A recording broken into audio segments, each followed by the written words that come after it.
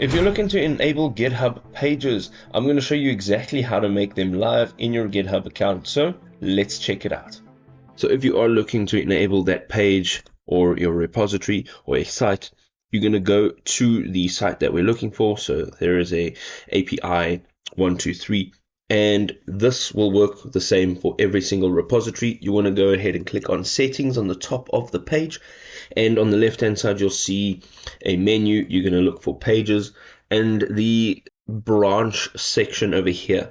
All right, it needs to say main. Now it should by default say none, so that's what it will look like, but you want to go ahead and click on main and make sure that this over here is under root, and you'll be able to click on save. You'll now have those changes made. This will take a few seconds to actually have deployed, but if you have done this right, this over here, you'll see this is your site and it's live. You can click on this, it'll redirect you and it'll open up the page. It could still take a few minutes to open up and display correctly, so just give it some time.